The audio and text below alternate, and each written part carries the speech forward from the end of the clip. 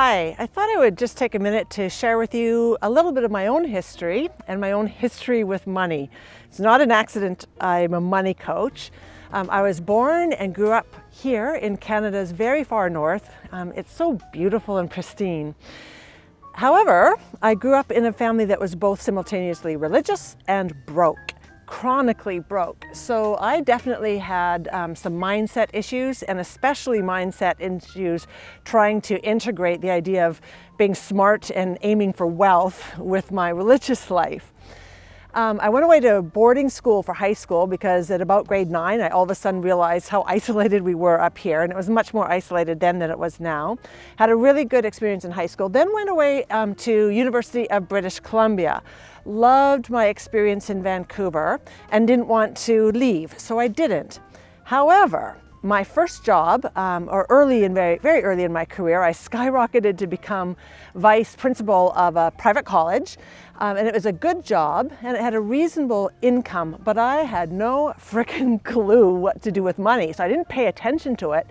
And I was in really bad shape, actually. I got calls from creditors, I got just lots of issues, always frequently late at night wondering how I was going to get my rent together for the next day.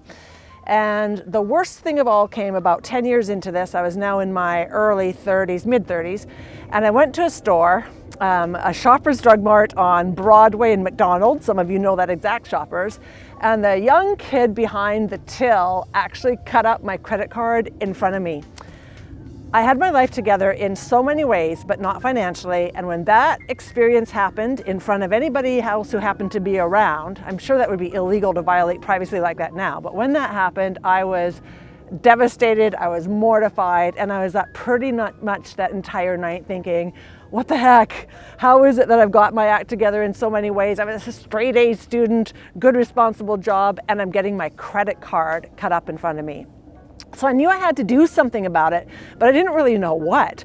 There was debt insolvency places, but I didn't want to go bankrupt, and I didn't need to go bankrupt.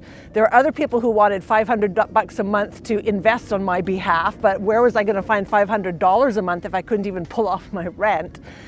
Luckily, my then roommate at the time happened to get for Christmas some of those they were cassettes. They were cassettes back then by somebody you probably have heard of, Tony Robbins, a motivational guy. I didn't listen to most of them, but one Sunday afternoon, the topic was money. So I thought I better sit down with my roommate and listen, and I'm so glad I did. One of the things he has you do, Tony Robbins, is write out your goals. So I wrote out some goals. I always wanted to know what was happening with my money. I didn't at the time. I never ever wanted to bounce a check or get a credit card canceled on me again. And the third one was I wanted to buy a home in Vancouver. That last one, I cannot tell you how impossible that seemed to me. It was like I might as well have said I want to be able to take a rocket to the moon. So I started tracking my expenses, downloaded Quicken, and slowly over 1 year, 2 year, 3 years, things started to turn around. I did know where I was spending my money, and it gave me the data and the intel I needed to course adjust. I never bounced checks anymore. I paid my rent on time.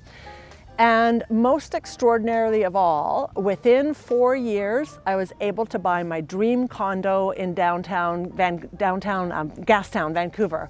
High ceilings, exposed brick, exposed pipe. It was my dream condo. I never thought that that would possibly happen, and it did within 4 years. How that happened is another story. So I lived there for 10 years working at a bank, Van City, some of you probably know it. And I also started coaching people on money then, helping them do the same thing that I had done.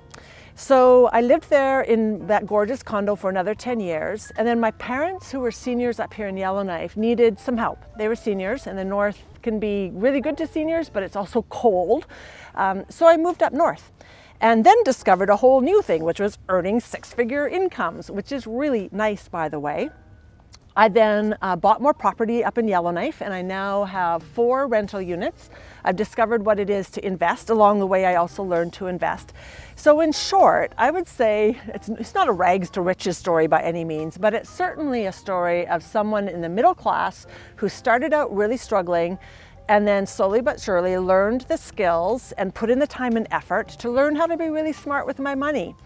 And now I can say I live a beautiful life. I go to Europe every couple years. I take nice holidays. I love my home. I do have investment properties and also stocks and bonds, and my retirement is reasonably secure.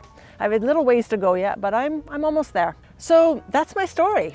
It's not rags to riches, but it is from getting my credit card cut up over all the way to having a nice lifestyle and being pretty secure about my retirement, which is a ways away yet, but it's pretty secure.